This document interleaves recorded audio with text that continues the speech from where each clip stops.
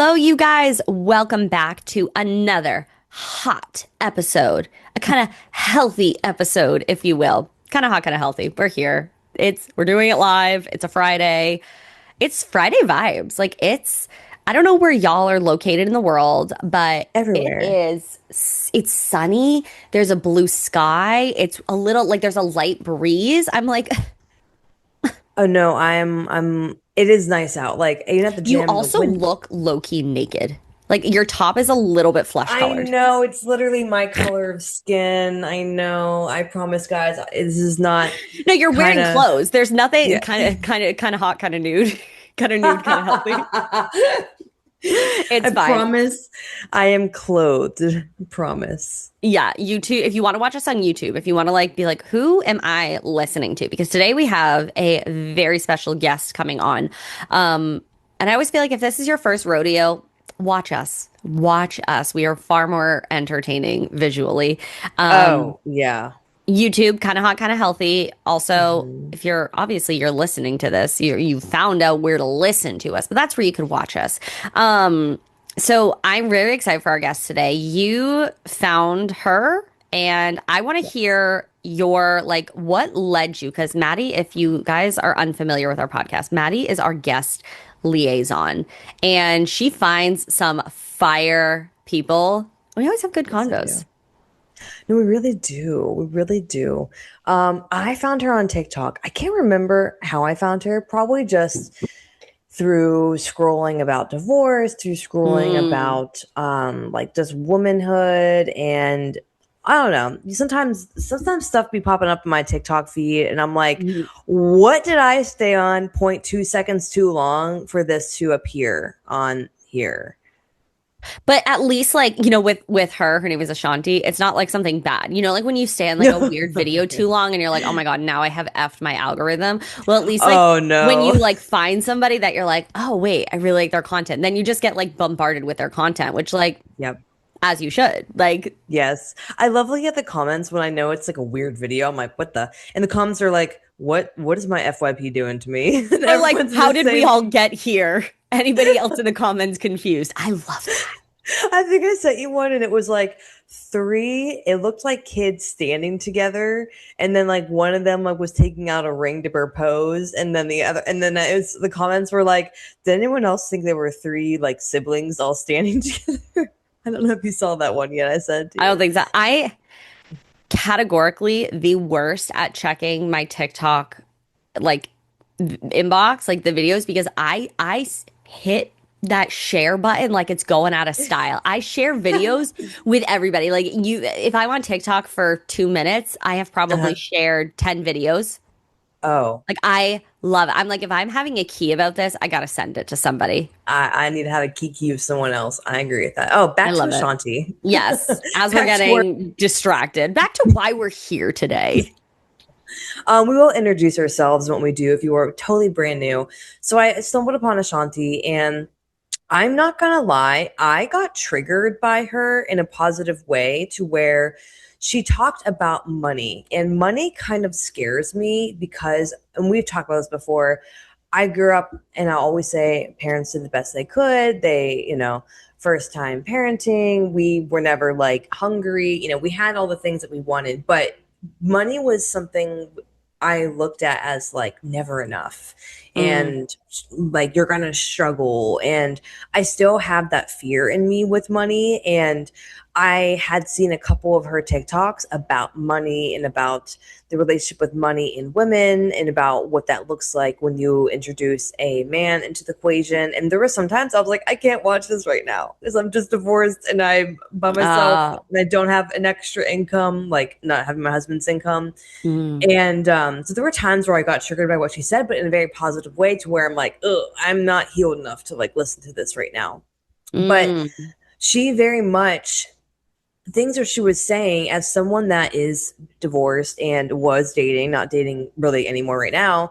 Um, a lot of the stuff I would see on the dating world of TikTok is like polar opposites, like use the man, like take him for his money. And then the other side of like, being your feminine and all of these things. And then I really love how she talks about because she is chosen by choice to be not married and is not dating, does not want children. But she talks about how becoming like an unpunishable woman is about becoming a woman that is well resourced, that takes control over their life and their destiny and chooses what they want and doesn't feel the need to follow the path of what everyone else says is the right thing to do. So she has a really interesting YouTube channel. She's on TikTok, she's on Substack, but that's how I found her. And I was just so intrigued by her story.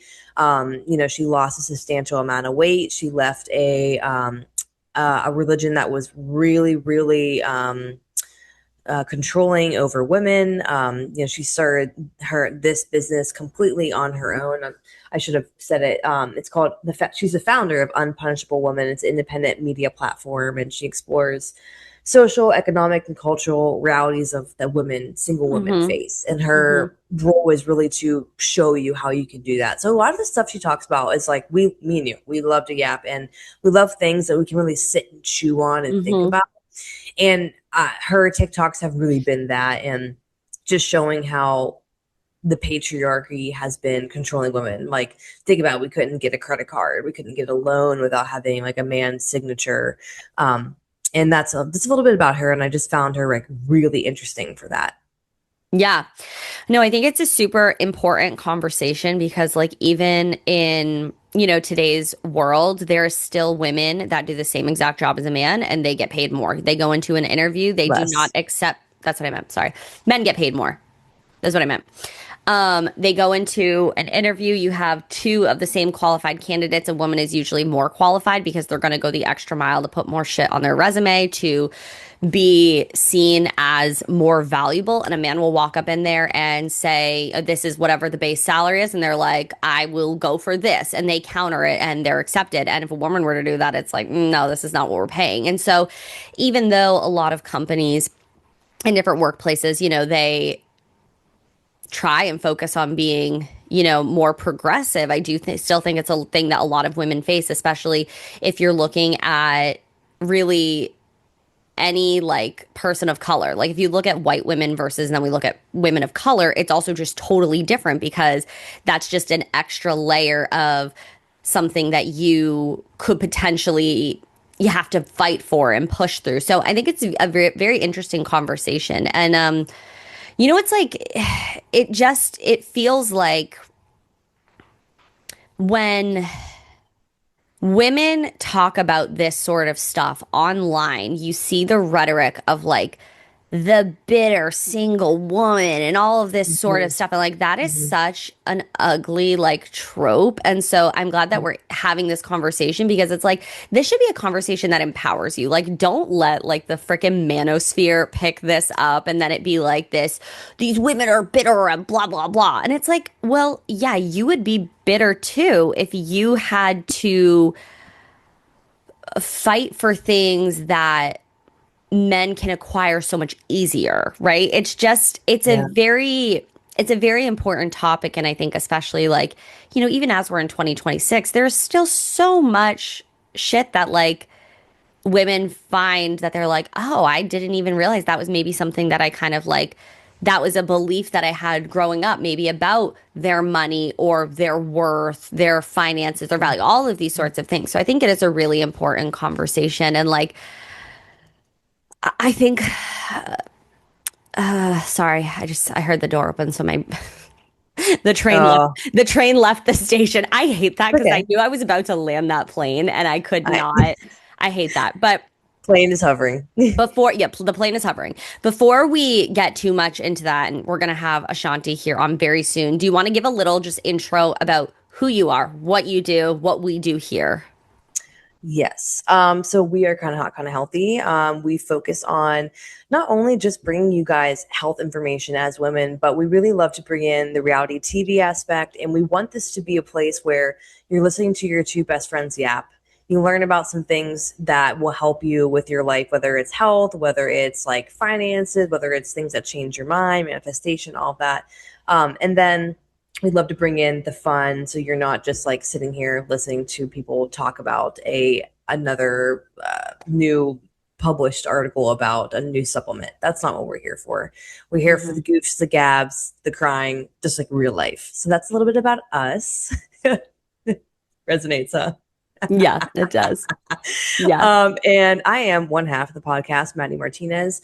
So I do women's health coaching for women 50 and up, and I focus on teaching women, showing women you can lose weight sustainable and consistently in menopause and after by focusing on things that you can actually maintain for your life, not things that are super intense or super extreme. I also have another page where I focus on lifestyle content, influencing in Pittsburgh, dating, talk about divorce on there. And so you can find me on either of those platforms, on both platforms. And Ali. Yeah. We'll link all of these below too, so you guys don't have to search if you feel so inclined to seek us out. My name is Ali. I work with postpartum moms. We focus on making weight loss and really postpartum health in general easy, right? And it sounds kind of silly because you're like, okay, let's make it easy, whatever. But so many moms get stuck with trying to do it all, trying for it to be perfect, trying to have it look a certain way, and then you stop. And that's where the overwhelm just kind of sets in and you're like, oh my God, I've tried to do this 10 million times. It's not going to work the next time that I do it because it's never worked, but it's really how you're approaching it. So I like to work in the postpartum space and really just take the overwhelm out of weight loss.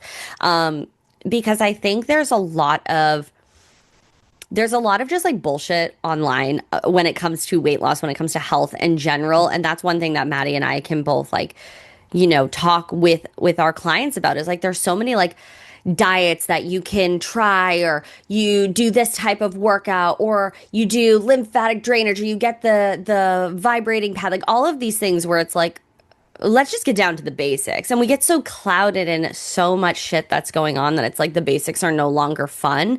Uh-huh.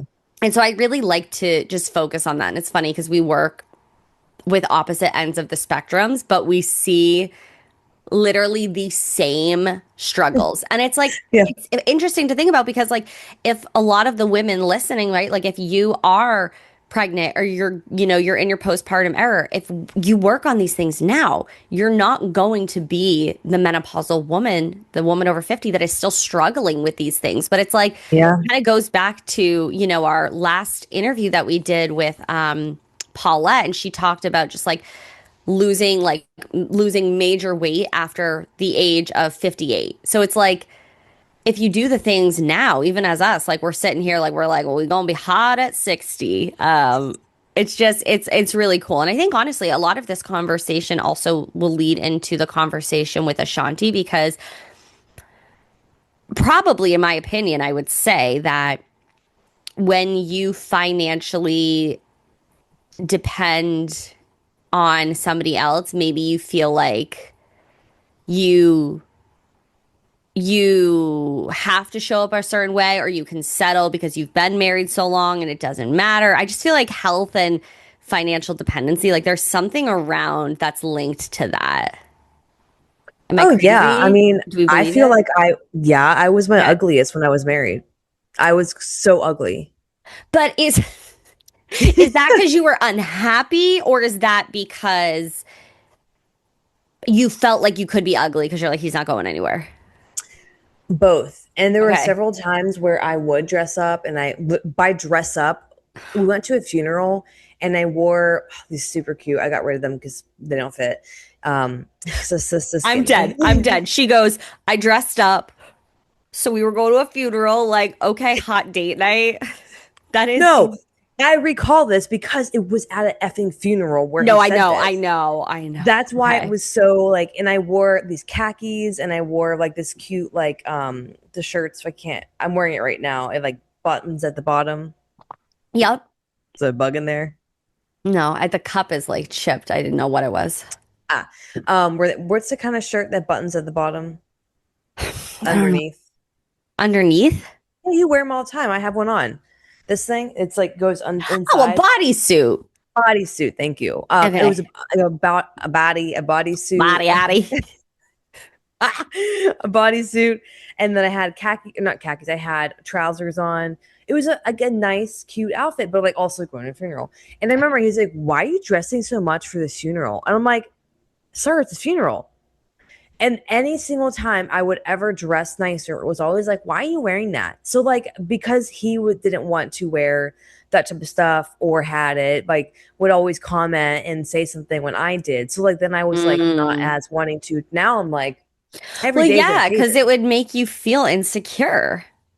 Yes. Yeah. Like When instead you're of the one that's insecure. complimenting you, why are like Yep. Because that you were makes insecure sense. about it.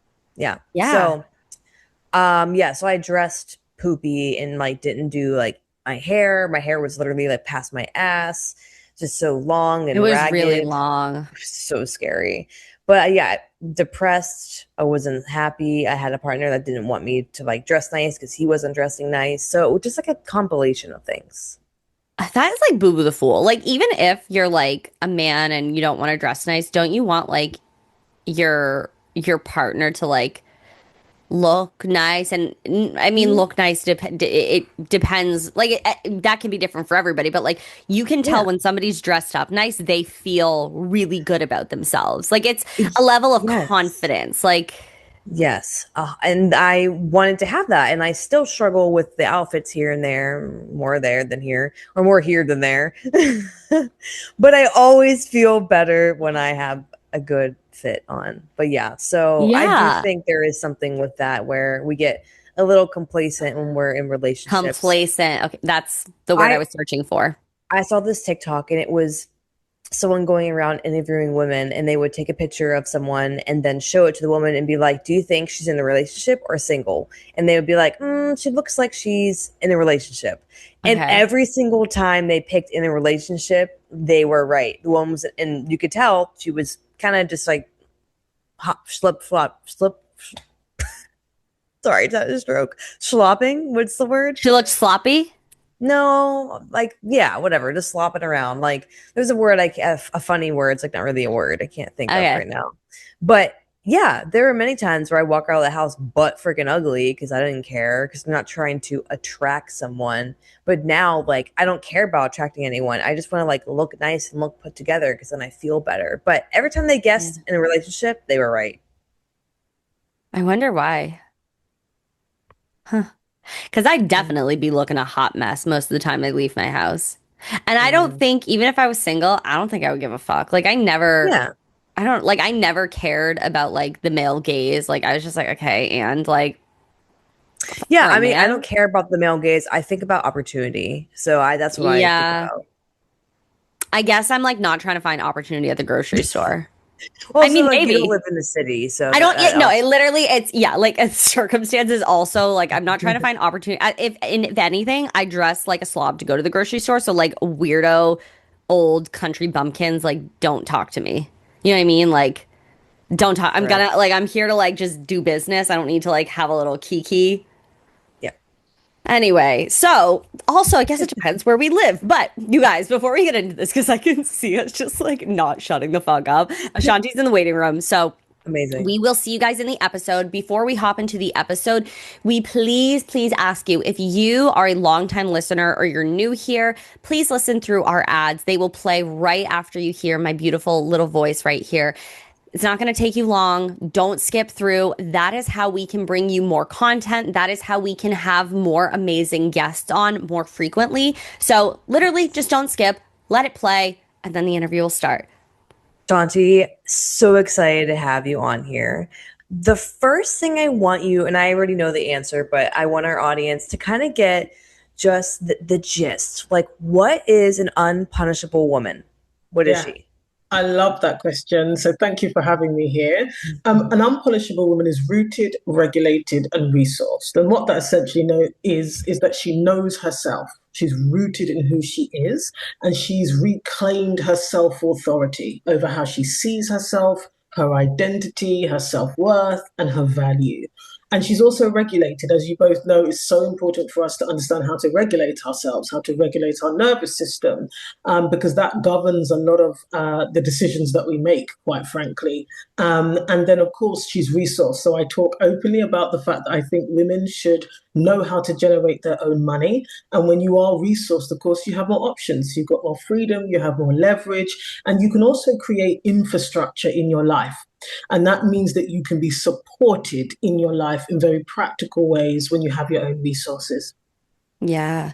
I think that's such an important thing. Like we hear a lot in kind of on social media and stuff about like being regulated and dysregulated and like, a lot of people don't actually know what that means, but I love how you're like, no, this is such an essential part of it because if we want to be able to create, that financial security for ourselves, if we want to live these like very authentic lives and like be independent and be who we want to be, we have to. Like it's so important. You can't like you can't go through your life being like dysregulated and honestly be successful long term. Like you're gonna burn out. It just Yes. so I love that you hit on that.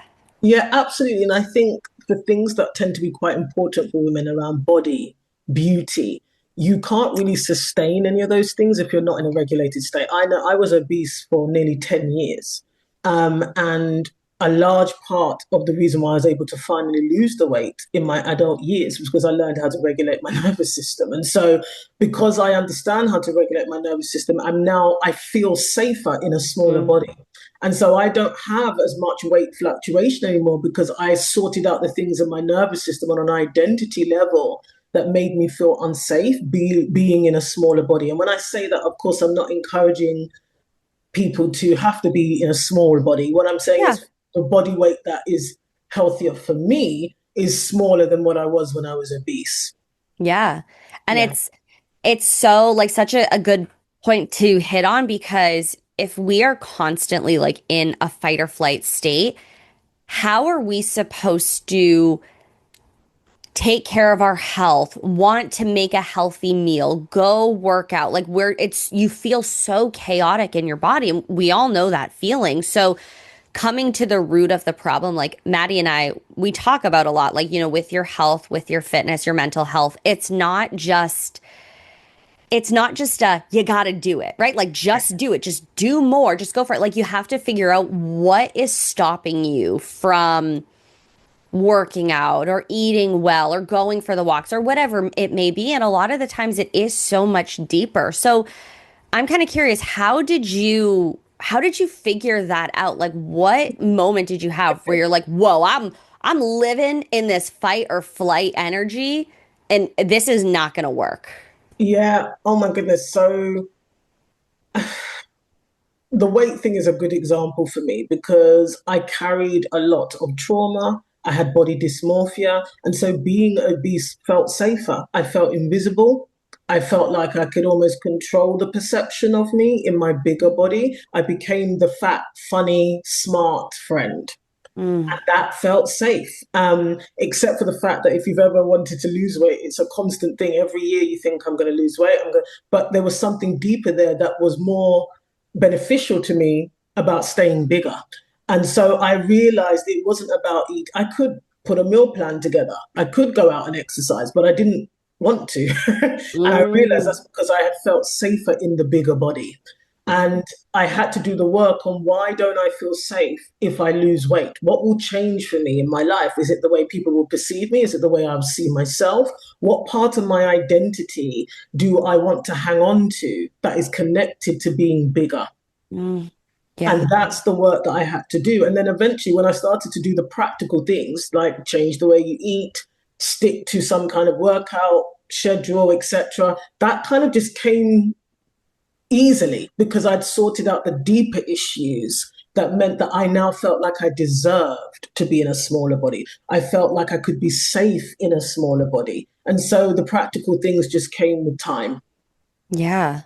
Yeah. That's And that's such a like a valuable point of identifying like I felt safe in this role I know. I felt safe and it's kind of like the devil you know is better than what you don't. And so like I know people like me this way. I'm funny, I'm smart, like people know me as this, but to change is to say what if people don't like me? What if people don't think I'm funny anymore? What if they see me differently? And that is such a thing to hold you up because like you're really battling with your identity of if I change, what else changes? And that can be really scary. Yeah, absolutely. Especially for me, because to be honest, I didn't have personal social media. I've only been on social media like this since mid-September 2025. So it's like Yeah. 8 or 9 months. And I think part of me knew that that greatness that I have within, if I lost weight, there would be no other excuses for not showing Ah, up online and not being visible and allowing that greatness to be witnessed. Whereas when I was Mhm. fat, I never wanted to be on camera. You could not get me in photos. I would not do video. It had to be like for work. And yeah. that is that. And so I understood that that was one of the things that was holding me back. Then you've got no more excuses. You can show up. Mhm. I think Yeah. this is such a good segue also into how a lot of women are trained in a way to be very appeasing because they don't want to seem bitchy or like too much, too loud, or like they're too picky about things. Yes. When in reality they're just giving their preferences and keeping boundaries. But we Yes. put such a negative label on it. So it's easier to be the accommodating one than it is the one who has standards. Yes. Oh my, the amount of, obviously because of the nature of the work I do, like I can tell in the comments that people, they're not really disagreeing with me. And that's not because I'm always right. But what they are feeling is my authority, my self-authority. And the truth Yes. is that society and culture is not used to women being in authority. They're used to the fact that we have influence as women. Like if you're a mother, you've got influence in the family. There are ways that they allow women to have influence, but they don't like it when you have authority. That difference, you can see like a Mm. makeup or a beauty influencer, right? Because she Yep. can have influence. She can show you how to do your makeup, what Yes. to buy. When she becomes wealthy and that wealth becomes evident, now that's authority. And now we don't like that as a society. Now Mm. we say she's unrelatable. Now we say that she thinks too much of herself. But it was okay when she only had influence. And so that is something that happens quite often with women. Do you know she started out as an influencer, now she owns a company, Michaela Nagara? Yeah. Yeah. Her comment section is disgusting. When she was just coming up, she was doing her makeup video, she was working at Ulta. Everybody loved her because she had this one specific video where she had bad acne and she was like, "This is how I cover it up and this is how like you guys can too." And I was like, "Oh my God, like if I Yeah. ever have like some breakouts, I am doing this." I still have that video saved. And then she started to get partnerships and brand deals and she started really, it was like a snowball effect. And she then started her beauty company. It's called Point of View. And everybody is like, "You are so relatable," or excuse me, "You are so unrelatable. This is rage bait," all of this sort of stuff. And it's like, but you're paying her bills. By you doing this, you are literally supporting her. And everybody thought she was this cool girl and she was relatable and she wasn't like the other influencers. And you loved her before she had this real huge opportunity and this huge success. And like she's building this business and it's doing well. And so that's so true. Like that's Yeah. the Mhm. influence versus authority is such an important conversation. And I do think we see it a lot on TikTok because Yes. more and more times we have these influencers who are then able to parlay their fans and this the influence that they have into creating a company or having these partnerships and reaching these levels that people are like, "No, not you." Yes. Mhm. Yeah. Because Hmm. we're not, as a society, we don't like that, right? Women are not meant to be authoritative. Mhm. We are there to serve and maybe have some influence. And so it definitely unsettles the supposed status quo when, as a woman, you don't ask for permission, you take up space, and you do reclaim your rightful authority. Yeah. This makes me think about, even not to like jump another topic, but Okay. it's all correlated, right? It's all correlated. There was a guy I was seeing and I just broke it off with him because he wanted to be exclusive and I was like, I need more time to see if you're going to meet my standards. Yes. He didn't meet the standards and I told him like, hey, I don't need to be exclusive with you to realize we don't have the same communication. And that's fine. That doesn't make you bad, but it's just not going to work for me. Yes. And he said to me that he was disappointed that I didn't give us being exclusive a chance, Yep. aka he wanted to sleep with me. And because I told him I don't do that with people I'm not, like, they're not my boyfriend, like, I don't, Yes. it's just not for me. Fine for anyone else, you pick your thing, but it's not for me. And I said, he just said, like, he was disappointed I didn't give it a chance. And I said, I don't need more time with you to know our communication does not work. Yes. Yeah. And I remember you telling me that, feeling, you were like, I feel like weird about this. And I was like, no, he's putting the blame for things not working out on you because he was like, oh, let's be exclusive. You're like, no, I need this, this, and this. And then he couldn't do this, this, and this. And then you were like, no, I don't want to do this. And he's like, you didn't give this a chance. It's like, you didn't try. And it's, Well, yeah. I was like, this is crazy. As like a married woman, I'm like, what is going on out there in the world? yeah, well, the invisible, unspoken thing about that is he's saying to you, I know better than you. I Oh, know that this could work. And what he's facing is you have reclaimed your authority, you know yourself and what you want. So you've made a decision. And what he's saying is, I know better than you. I know you better than you. In fact, I can make this decision for you. You've made the wrong decision because you didn't give me a chance. When he doesn't realize it's not his decision to make. Right? mm-hmm. That's what's really happening there. And men struggle when women make their own decisions and say, no, I know myself. I don't want this. They're used to a lot of women going along with the flow. And quite frankly, women are conditioned to be waiting like gas and air on a man to choose them. And what you did is you chose for yourself.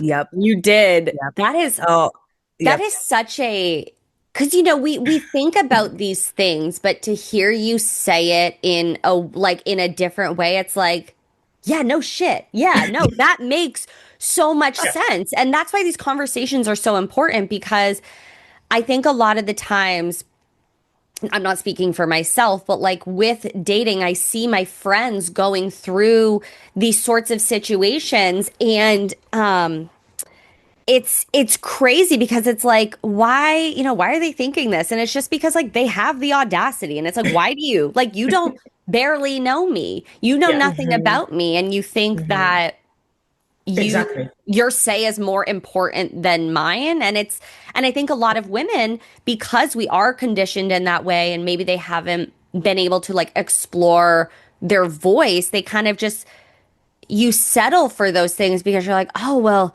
maybe he's right, and maybe I'm not giving it a chance, and what if he's the one for me? And it's like, yeah, No, it's not. That's not it. And the other thing is that kind of thinking bleeds into other things in the relationship. So let's say, for example, you're not sexually satisfied. Well, he's going to tell you, well, I know better. I am doing enough. I am doing the things that you like. And you might be saying, no, this doesn't work for me. That's like it bleeds into all of these other things in the relationship when you don't trust your own judgment about what you're experiencing, what you're feeling.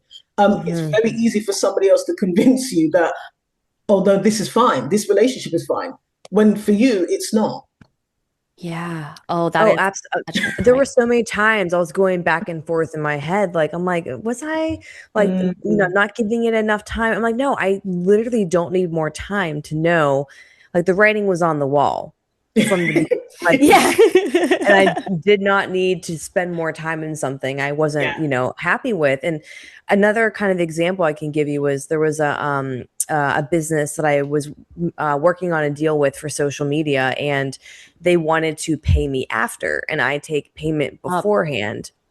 And they were like, oh, well, we want to work with you, but we're not going to pay you till after. And I said, oh, well, I don't work that way. So if you want to move forward, I need payment before. They're like, well, we've been doing business like this for 20 years. I go, okay, well, this is how I've always run my business.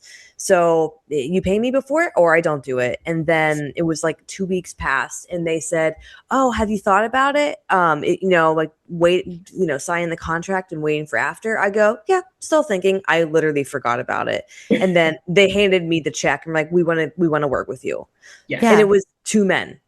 Yes. Hold your level. That's Because off that's crazy business. Like, let me wait till after you do the deliverables because then there's a potential like, oh, it didn't perform well or it didn't do this and that. And it's like, Mhm. yeah. whoa, whoa, whoa, whoa. Like, I don't care if you've been Yes. doing business like this for 20 years. This is how I'm going to do business. And you standing your ground is just, I think they were like shocked. Yes, of course, because most people will fold. And actually, back to our point around nervous system regulation, you held. yeah. That's what you Mhm. did. You held your state. Did And you Mhm. I've feel experienced that in anxious? business.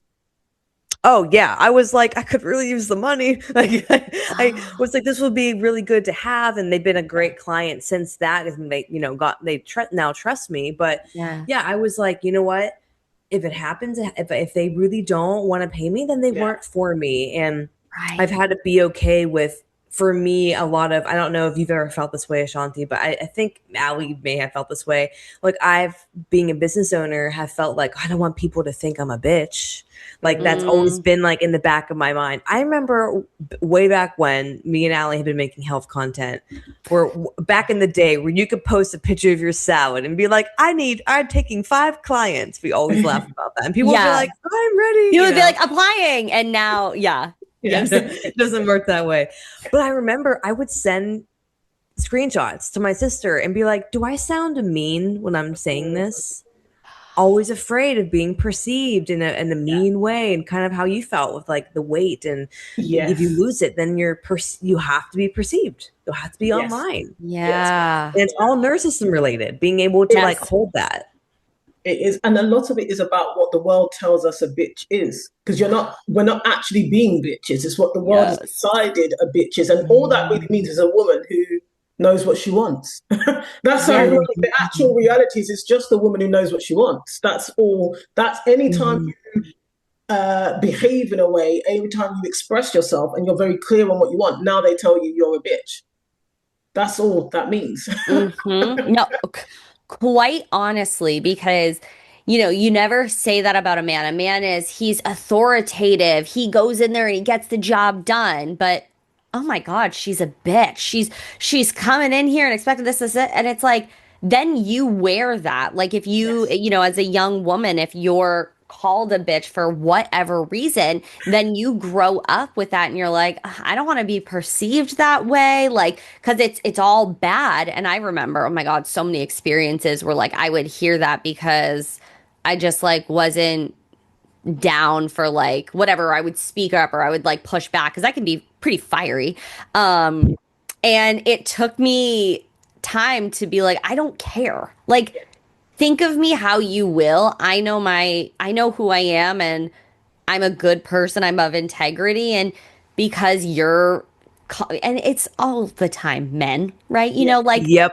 it's rarely is it another woman. And it's like, Nope. I don't care. Like, and it's such a good point about it's, it's how the world is kind of making you perceive what it is versus what they're actually trying to say. Like we got to read between the lines. Yes. Oh, I want to ask you about this. So I saw this quote. It was a TikTok, Yes. and I read this article on TikTok. it was it was a woman, definitely like affluent, taking care of her life, all those things. And she was eating dinner with her girlfriends, and she said, I would rather pay for 10 steak dinners for myself, by myself, or with my girlfriends than have a man buy me a dinner and I'm sitting there listening to him complain, not enjoying my time.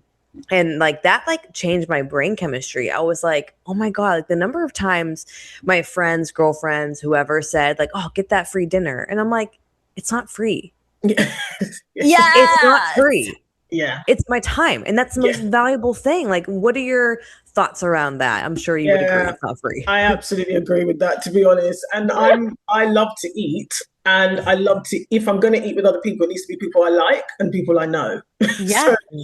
So I'm not somebody who does dinner dates, and I know there are women who are very kind of strict on dinner dates only. I Mm-hmm. personally am not particularly bothered about that because I like to enjoy my food. I love to chat with the people I know over food. And so if it's a Mhm. man that I don't know particularly well, I'm happy not to go on a dinner date, quite frankly, because Yeah. you know what I mean? Like it's just not the same type of experience. And Yeah. so, but I agree with you, like your time is just as valuable as a woman.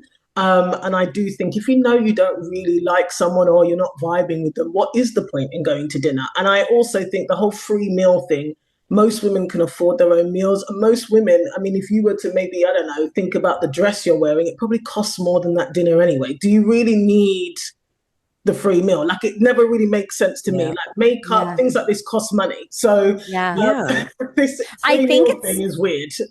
I think it's kind of like a trope of like I think some women kind of feel like it's like me taking the power because like I'm just gonna use him for the dinner. But I think it's also Mm. so valuable to like to think about like I want to if I'm like you, I want to go out to dinner. I want to be with my girlfriends or I want to be with my Yeah. husband. I want to be having good conversation. I want to be eating good food. Yes. I want to be Yes. engaged. I'd rather go Laughing, I'd rather go crying. alone, Yeah.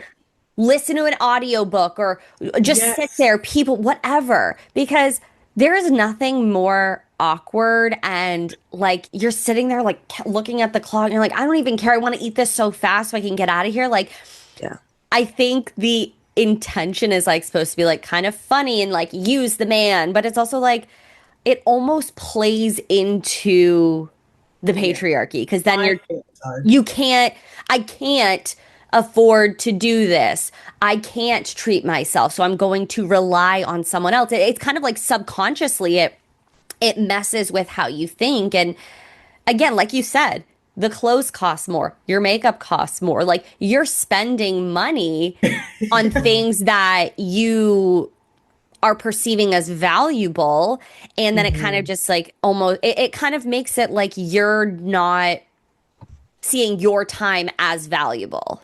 Yeah, absolutely. And I like to cackle like a hyena with my friends and family. You know Yes. what I mean? Like I want to like cackle. I want to enjoy bread.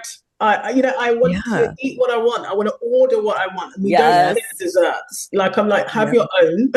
Yeah, I yeah, want yeah. We are my not own. sharing. That's not what we're doing here.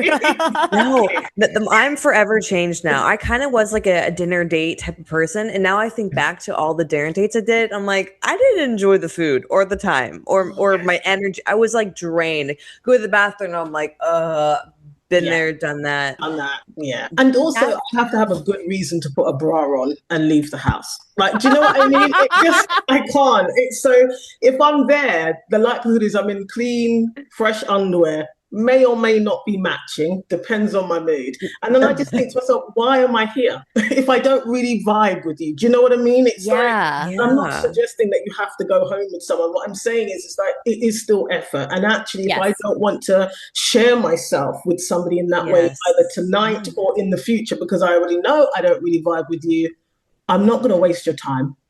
Right. Yeah. Yeah. Yeah. And like, okay, so if we're not doing dinner dates, because I have not gone on a first date in almost 11 years. Like, I don't know what we're doing. What are we gonna do for a first date then that kind of holds your boundary? Because a dinner date is also very long. And if Yes. you're not into it, Mhm. you're there for at minimum an hour. Yeah. Minimum. Minimum. And I feel like I always end up being there for like 2. Well, Yes. yeah, I mean, because if it's slow or whatever, but like you can't get out of there quickly. So, like, what are we doing to kind of, I guess, test the waters and see if there's even chemistry there? I know the girls aren't going to like me, look, because, but I'm always open. Like, I'd have no desire to marry, I have no Yep. desire to have children. So if I am meeting people, it's about life and an adventure, Yes. right? So I always caveat that I'm not looking for a husband. So I love a coffee. I started drinking coffee properly since moving to New York. So love a coffee. Ooh. There are some beautiful parks in New Yeah. York as well, especially in the summer. I'm a Mm. sorbet girl, gelato or sorbet. Oh, You've got Oh. me, right? And so I'd say park, sorbet, gelato, coffee.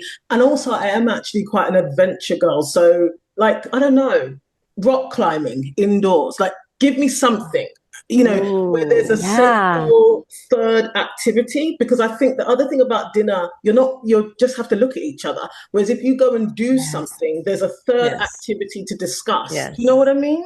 Yeah. Yes. Oh, that is I like that. Yeah. ladies, if you are dating, write that down. That's such a good point because at dinner, I mean, even kind of the same for coffee, I suppose, but like when you're just doing something and you're sitting, that can be a lot of pressure. And it's like, Hmm. I'm just trying to get to see if this is even a vibe. So doing something like Hmm.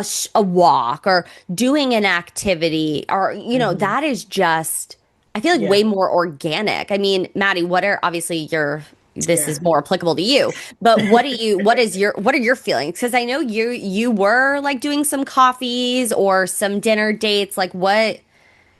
So I've done coffee dates, and then I kind of saw with I think two guys maybe they were like using that as the precursor, like let's Right. see, and they're oh, do you want to go get dinner? And I'm like, bro, I had like an hour and a half on the clock. I got stuff to do. Like, I need to Oh, they're know. using like coffee to then extend the date. Yes. So like I don't like Yeah. that because I'm very scheduled. I really try to like manage my time well, and Yes. that was just like you can't just like throw that on me. Like I remember I was like I gotta go. I got stuff to do. Yeah. um, but so I like the coffee date.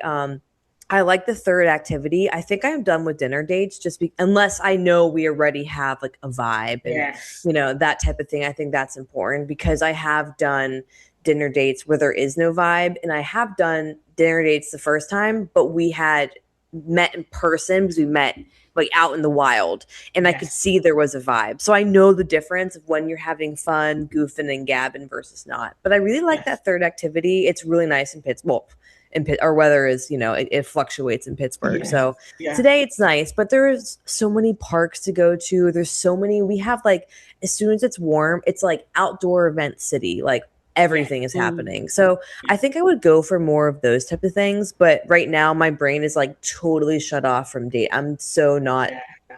Yeah. I'm career focused, myself focused right now. So if someone Yeah. asked me, I would really have to be like, I don't think. Okay, let's talk for 5 minutes, and I'll let you know.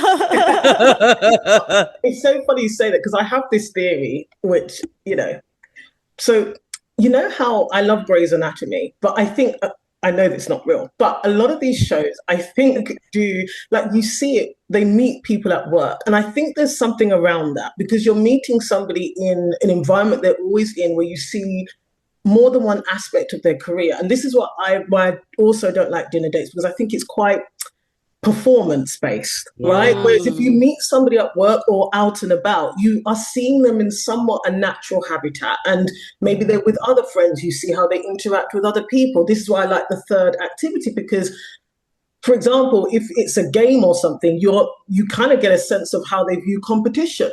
You get a sense of how laid back they are, how seriously they take themselves or not. And I think that's very difficult to observe about someone on a dinner date. You can't really observe some of these other aspects about somebody's Right. character. Yeah. Yeah.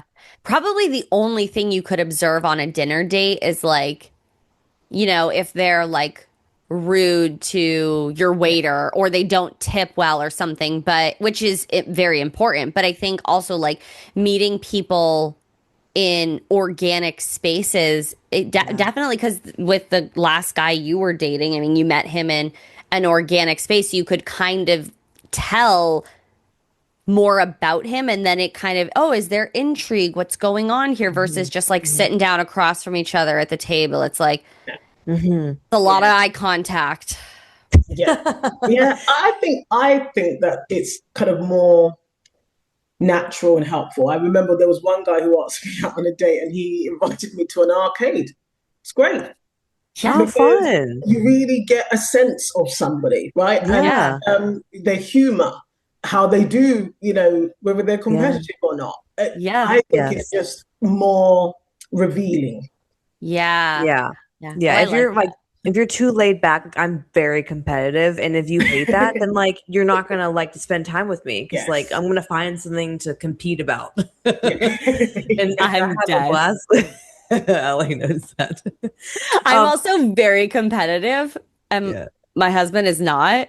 So I think probably when we first started dating and I like if we were, even like playing mini golf, I'm like, no, I have to win. Like I'm taking this very seriously. Like I'm an athlete. We are doing this. And he would be, and then I would always lose because I'm just, and he'd be like, you take this so seriously. And I'm like, well, yes, like, because I need to win. And he's like, that's insane. It's mini golf. And I'm like, I'm winning. And now Yeah. it's just like this, like this big joke. He's like, all right, Big Al's going in here and she's gonna try and get the hole in one and all this sort of stuff. And I never do. But, I think it's really funny. Do you want to kind of talk about like the financial kind of aspect, Maddie?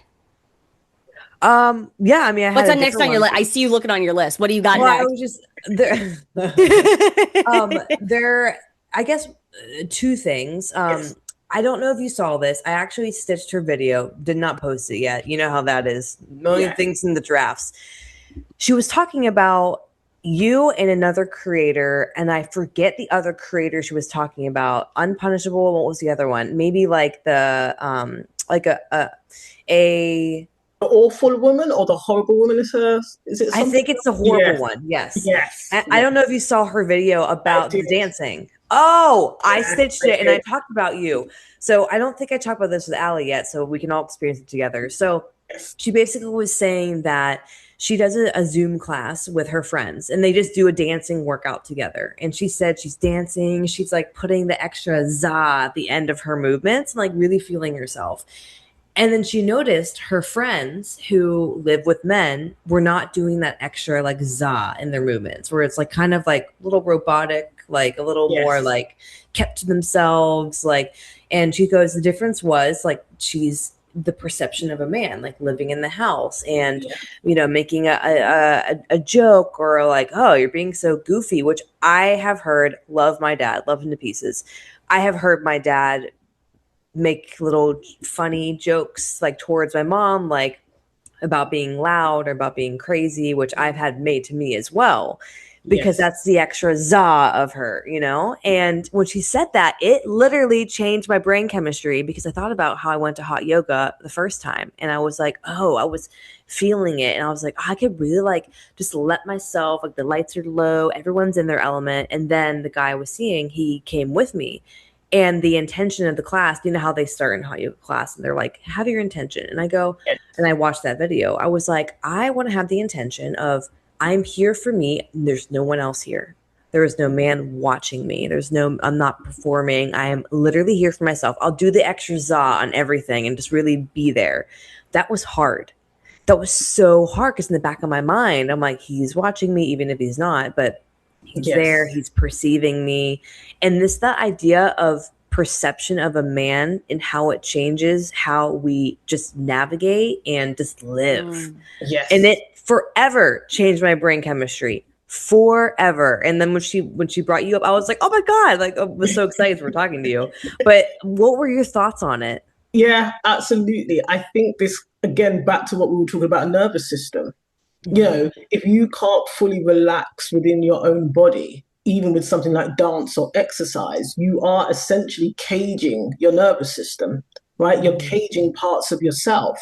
And we are taught to do that as young girls, even about the way you dress. Don't dress that way around men. Don't speak that way to men. If you want to be chosen by a man, you must be prim and proper and pure and all of the things. And obviously, as you become an adult as a woman, there are certain parts of our essence that we then dim and we shrink, like dancing. Like dancing is good for the soul. It's good for your body. It's good for your nervous system, body movement, shaking. All of these things are good for you. And again, it bleeds into things like orgasms, whether you allow yourself to have an orgasm, whether you feel like you're being perceived during an orgasm. This gets quite awkward for women to discuss, but there's a golden thread. Yeah. If you are always thinking about how you're being perceived along the way, that means that you are limiting your experience of play, of pleasure, of rest, of being whimsical when you want to, being creative. And we use words like goofy, etc. But really, you are in your essence. Yeah. So yeah, if we are living according to the perception of men, and when we say that, we don't mean every individual man. We're really talking about, things like patriarchy, etc. It doesn't have to be one man or every man, but if you're very self-aware of not, if you're self-aware around the way you are being perceived by them, yeah, it does change our behavior. It changes our decisions. Totally. Like I think Yeah. it like literally I just remember like being younger and I was always loud. I was always told I was loud. Like I just have a very booming voice and I have to sometimes around like not necessarily around men, but like around certain people that are like my friends that are maybe a little bit softer. I have to like, okay, let's just like because I can be like really loud. And I just remember always being told like, "Oh my God," or that laugh or whatever like this when I was like had this boyfriend in high school. His friends were always like, "Oh my God, your laugh is insane." And then I was like, "Oh God." And then I would like do this like little like fake laugh and then I'm just like this is like so weird because like this is not a genuine laugh, you know? And it's just like at some point I think I decided like that's like it's so draining being a version that's not yourself and keeping up it's almost like keeping up this like facade of like this is who I am and it's like that's not who I am. I'm like I'm very I don't think loud in a bad way. Like my personality is loud. I love to just Mhm. like be authentic. Like every time we have people over, your girl's grabbing the microphone and I'm doing karaoke. I'm standing on the couch. Like I just like I Mhm. found that, but the wounded version of like me as like a little girl was like always afraid to like be seen as too big in terms of my personality. Yes. Oh, do you know what? Mhm. Okay, going back to Grey's Anatomy, but Oh, we love Grey's Anatomy.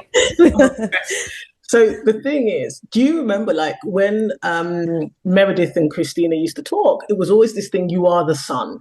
Remember, Yeah. like women don't realize how important and real that is, right?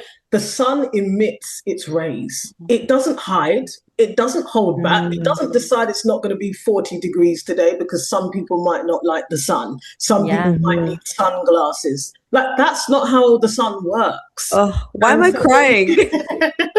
when you don't allow Oh. your rays to emit, one, you're doing yourself a disservice. And two, Mhm. you can't really show up for other people and other women. Like Mhm. that's why it's so important we have to be our own sons, right? And so Yeah. also on a health level, one of the things I have learned is they've done a lot of studies, and this is one of the reasons why I decided to lose the weight and really maintain my nervous system regulation, because the studies show that a lot of women develop autoimmune diseases and cancer Yep. because they are suppressing emotions. And I Yep. think Yes. those emotions aren't only about anger and rage. I actually think that it's also about the big joyful emotions that we don't allow ourselves to feel either. It can't just be Oh anger yeah. and pain. Mm. It's the range of, because really, if you think about it, emotions are quite neutral. You could be Yeah. really joyful and really angry, but for the body, the sensation is probably quite similar. And so for me, I thought, no, I'm not going to allow that to happen. I need Yeah. turn this around, right? I need to turn it around. We Uh-huh. need to drop this weight. We need to Uh-huh. be more visible, more vocal so that I literally heal my body. Oh, Oh. that is, I know that hits you so hard, Maddie. So you don't know this, Ashanti, but I believe I was misdiagnosed with an autoimmune disease. Right. And they were like, here's medication. You'll be on it for the rest of your life. Goodbye. And that's all they did. So I wasn't doing it, but I had to get injected every other week for 7 years. And I was like, okay, well, if it was Humira, if you know anything about Humira, it's like old people use it because it lasts for Okay. it's for basically when your immune system attacks its joints. So like I wasn't able to walk. I wasn't able to move. Like it was really bad. I couldn't do anything. And so when I got on the medication, of course, it turns your immune system off. So like you can function, but that doesn't last forever. And it impacted my liver really bad. So I was like, all right, before I'm 30, I'm getting off this medication. It's going to happen. A lot of the work I did and still do today, I meet her every single month, is somatic therapy. Yes. And I can tell you two things. When I was little, my grandpa was so hard on us, and I have a visceral memory of me and my sister doing where you like lay on your stomach and you like try to touch your head to your toes like a seal. Yeah, And my yeah. sister could do it, and I couldn't do it. And my grandpa said, "We have a big belly." And I was crying, and he said, "Stop with those crocodile tears." Not only was I body shamed, I was 6, but then Mm. I was told not to cry. And then I have distinct memories of, and this is, I always say, like, love my parents. They did the best they could. Me and my sister would be laughing, having so much fun at a restaurant, whatever. Probably not like the best place to do that. I understand. And it would be like, stop laughing, stop having fun. So it's like both sides of the spectrum. Like, you're too fat to do this. Don't shed tears. And then also don't have fun. And it's Yes. like, how much harder could I have been hit with, like, here's an autoimmune disease just waiting to happen? So Yes. now I am not on that medication, but I still have some lingering things that happen as we all fluctuate with our health. But so much of it is nervous system related. And that's why I believe every single thing can be healed some way, some form. It's just our healthcare system is not up to speed, nor you can't bottle nervous system work and sell it. Yeah, exactly. Yeah. And that it's so hard to do as well because it takes a while.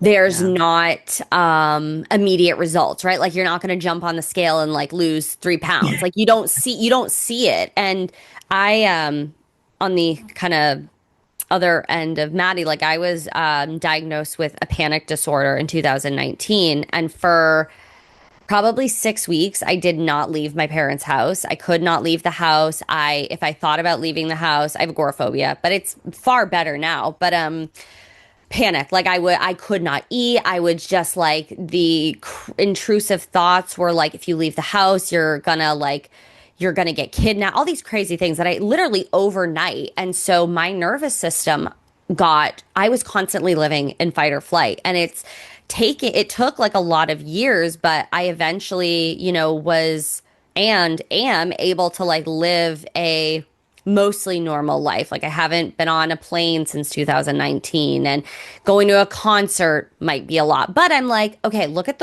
everything that I've done since then and where I am now. And so like it's limitless, but I gained 30 pounds in 3 months after like I lost like 10 pounds in 2 weeks. And then things kind of started to, I don't know if get better is necessarily the way to phrase it, but my nervous system was a mess. I was constantly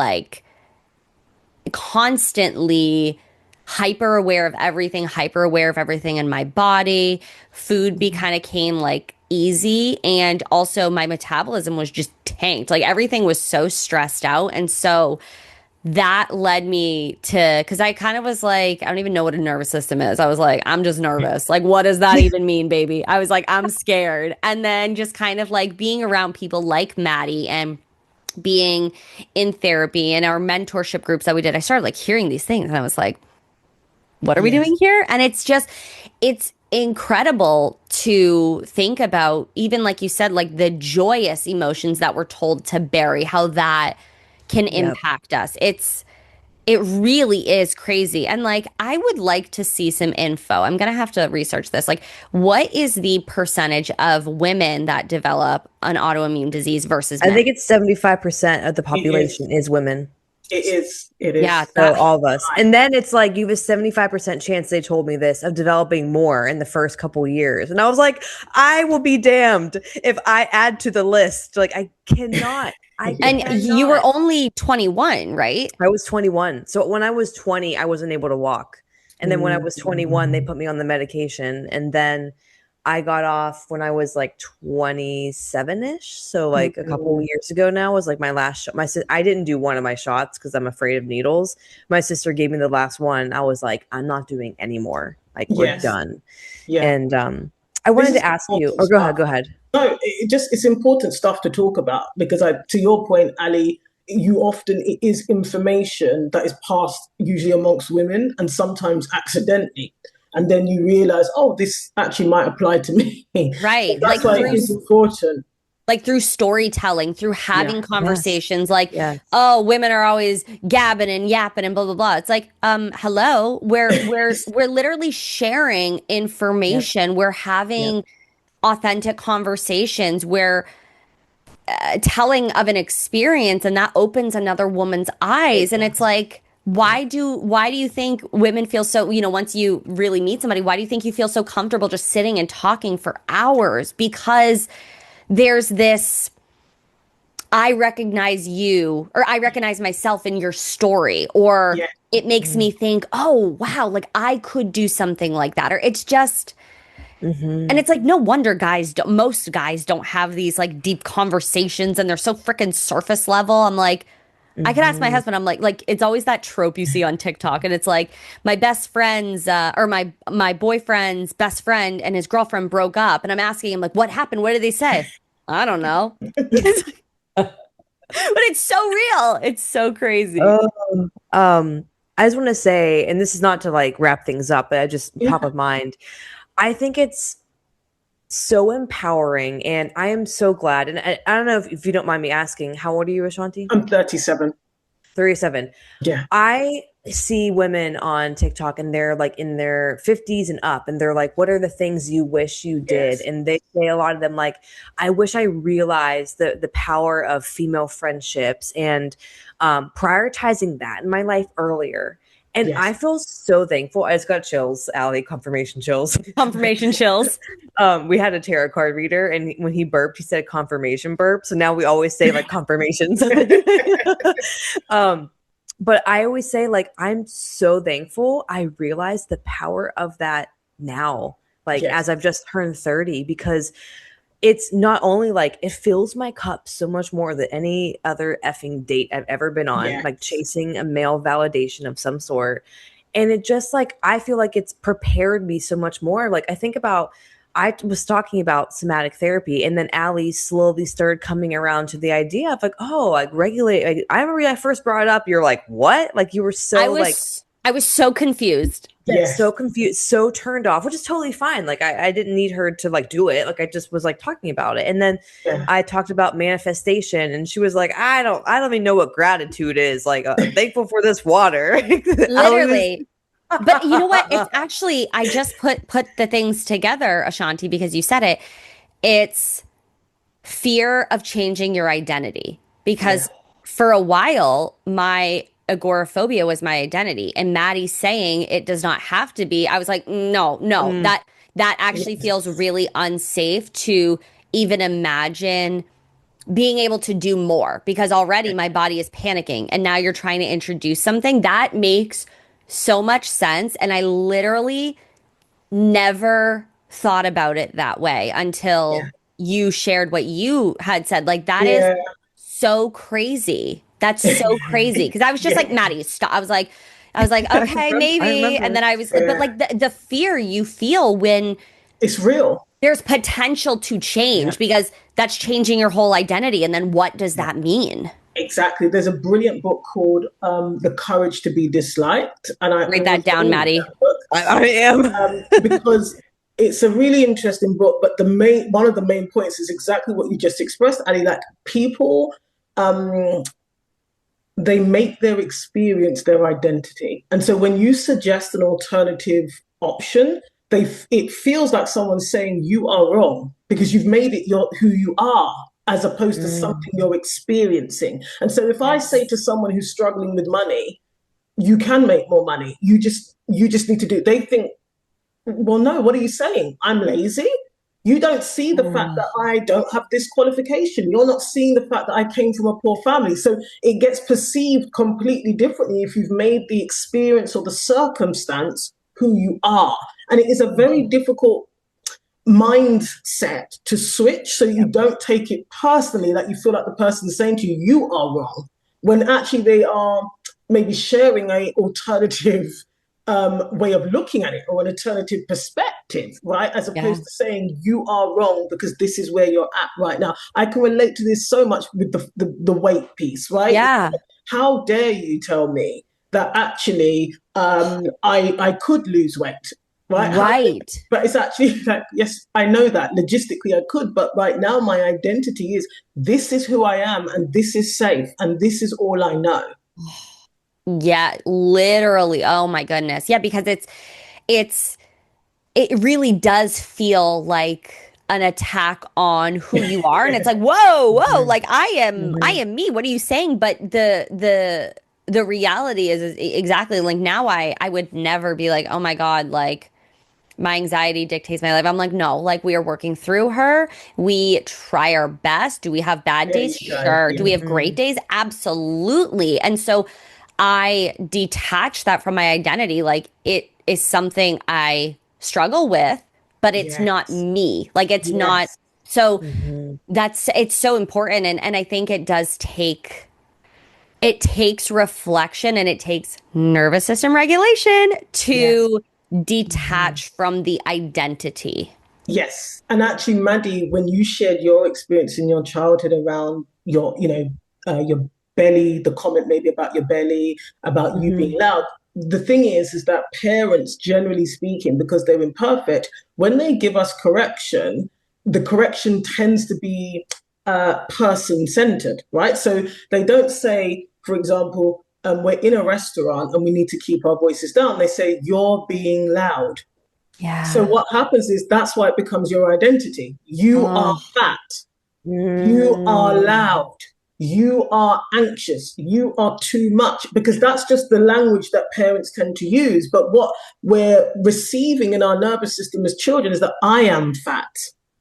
And that's the oh, difference to you carry weight, right? oh. It's not who you are, it's the experience, it's the circumstance. And so Uh-huh. context is so important for our nervous system. That the context Mhm. is important for us to begin to think, oh no, I could change this. And if I change it, that doesn't mean even that I failed, because that's the other thing. Admitting, it feels like you're admitting that you failed if you choose to change, or that there was something wrong with you before. You know, you get people, I used to get it a lot when I lost the significant weight initially, and people would see me and they were like, oh my goodness, you look amazing now. And then in my head, I'm thinking I must have looked like a truck before. Now, technically, I probably did, but that's not the point. Now I'm thinking, do you know what I mean? It's so No, Yes. actually, and then I think, and I know it sounds crazy. There have been times I thought maybe I'll just go back to being bigger, but that is really about. You have to have a certain level of, I was going to say humility, but it's not that. It's more, you have to allow yourself to change if you want to, without it being an indictment on your character. It's okay to say, I want to be in a smaller body. I want to Mhm. change the way I do my hair. That doesn't mean the way you were before Mhm. was wrong. And it doesn't mean you're kind of admitting that you were wrong. yes. And Mm. oh my goodness, like when I become a mom, my biggest thing is watching my Yeah. language because there have been times, and I know every parent does the very best that they can, and I think each generation does a little bit better. But there are times where I still echo things in my brain, and I'm like, I know it was not meant this way, but it sticks with me. And Yes. Yeah. so using certain language and just kind of like explaining more. Kids are very intelligent. Kids pick Yes. up on things. And so if you take that extra moment, and of course, sometimes a parent loses their shit because their nervous system is not regulated. Yeah. I sit and I say like, okay, like I nanny as well. And so I'm like, deep breath. They are a child. They are going to do things that drive you crazy, but it's not always intentional, right? Maybe at a certain age, but it's Mhm. not always intentional. So you take that deep fucking breath, you center yourself, and we explain because it's your first time living, but it's also their first time living. Yes. And I Mhm. don't want to pass on those emotional scars. And I'm sure I'm going to screw up. It's inevitable. But I think just being aware and even having conversations about like what impacted your childhood and how you can do better. And I think about that a lot, especially when Maddie, is sharing that story. It's just like your brain floods with things and you're like, Yeah. you never want to make like a little tiny human feel that way. You never want to make Mhm. anybody feel that way, especially when you're sitting there and you're like, oh, that felt like shit. And I'm still thinking about it all these years later.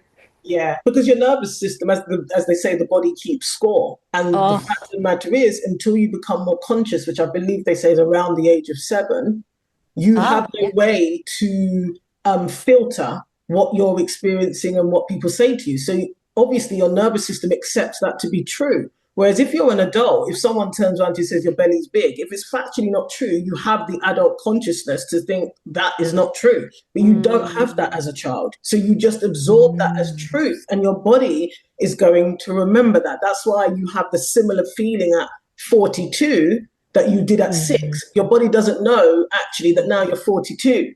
right. That's the way the nervous system works, which is why we have to learn to regulate it. Oh, Oh, okay. Selfishly, I want to ask. Yeah, of course.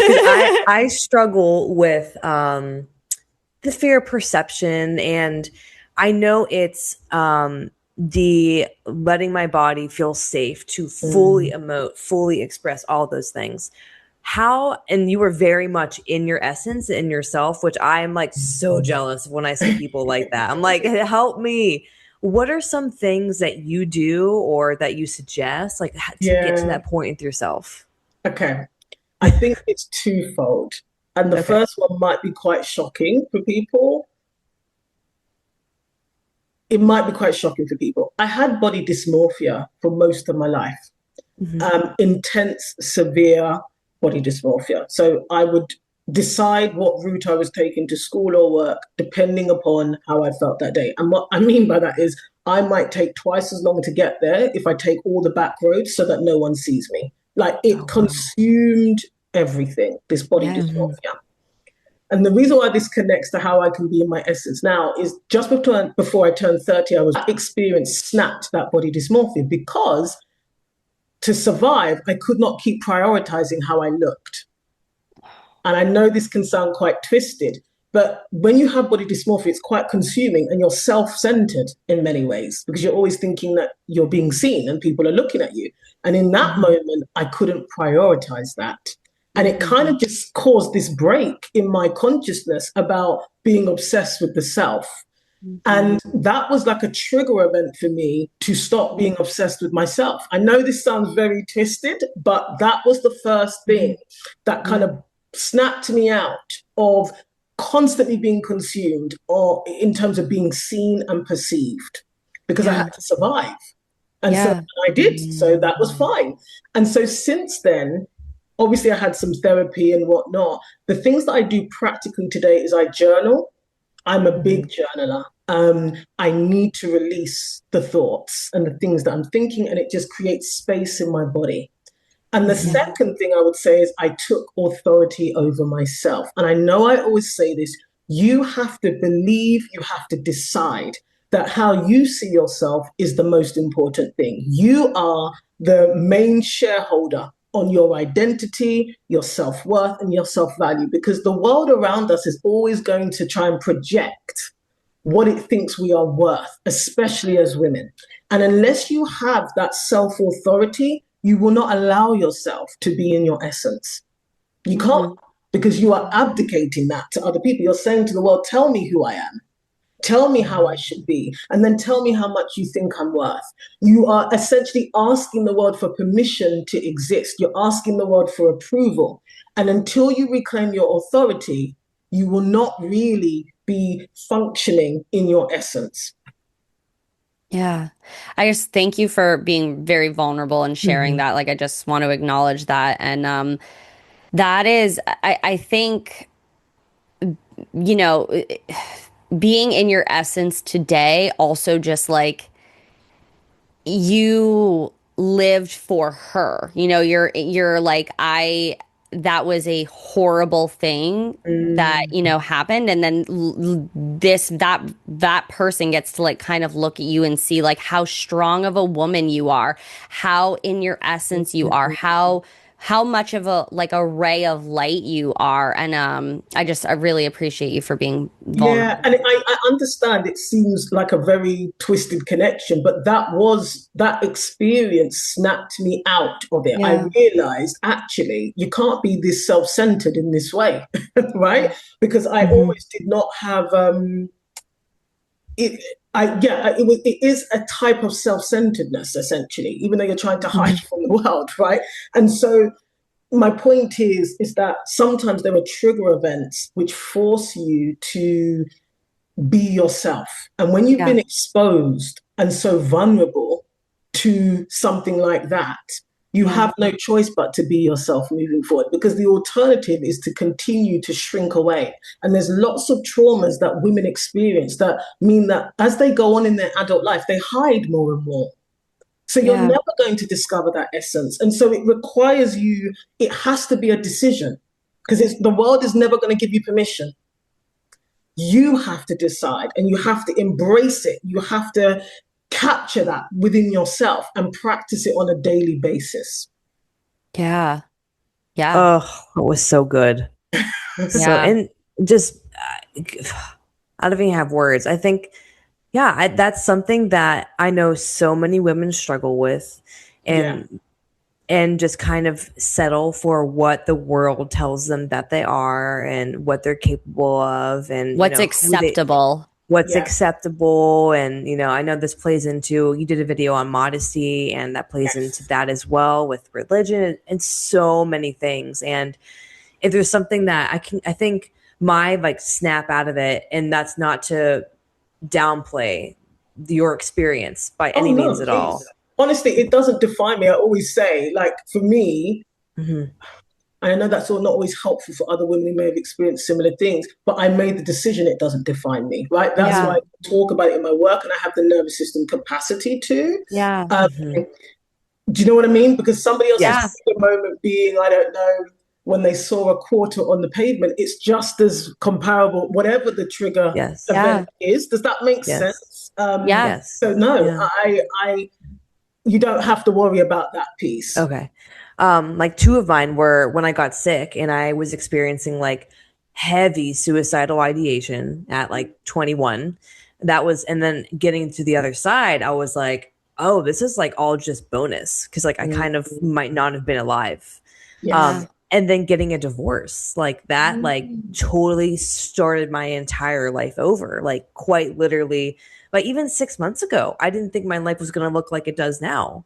Yeah. And it's just being able to rebrand everything and reinvent who I am and how I want to be perceived. And I know, like I talk with my mentor, and we talk, and I've heard other people in the entrepreneurship world, like the 5%, like this 5%. And I'm like, I know that 5% for me is just like nervous system regulation and feeling comfortable. Like I can just fully be myself, like Yes. Yeah. fully be myself. And I had this feeling like so much more healing, so much more just enjoyment out of life is going to Yes. come from that. Like even the last guy I was dating, like I can't remember. Oh, I'm very dramatic. And like, I'll say to Ali, I'm like, oh my God, like I'm going to jump off a cliff if this doesn't happen.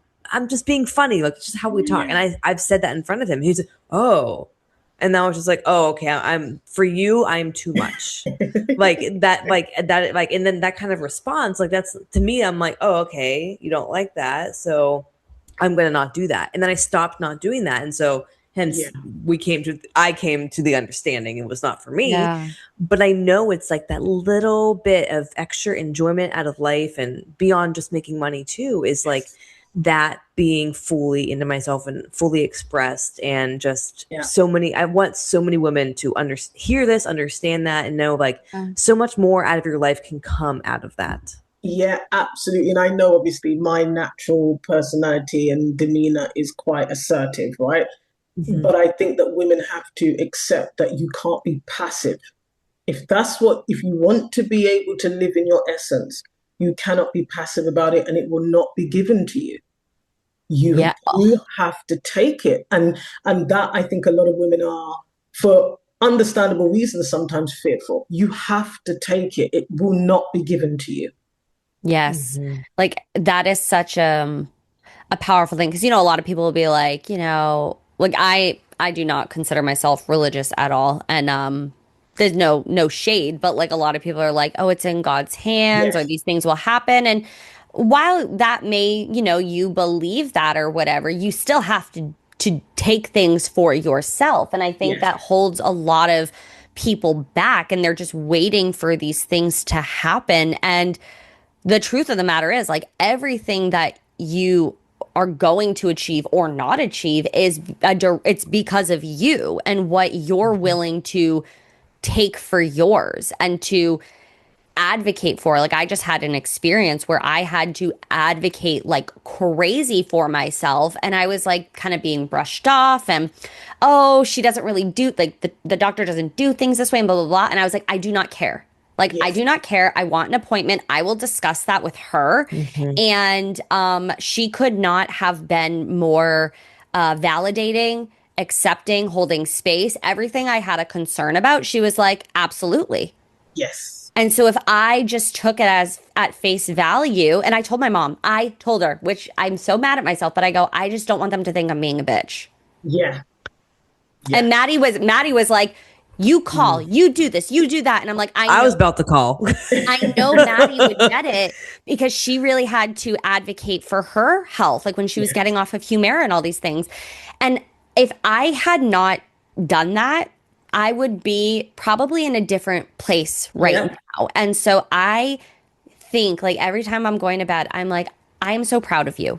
You did this. Nobody else did this. Nobody else could have done it for you. And that puts like a drop in the bucket of the authority of taking away the narrative that was bitchy or demanding. And it's, well, actually, no, I do demand to be heard. I do demand to be listened to. And it's not a bad thing. And it was really one of those kind of eye-opening and then affirming moments, because I came in with a notepad. I was ready to stand my ground, and she could not have been more like, I hear you. Like, absolutely. I was like, so it was crazy. And so that's just that is that reminder that you can have what you want, you can have the life that you want, but you have to be willing to take it. And taking it means being in your essence, not letting the patriarchy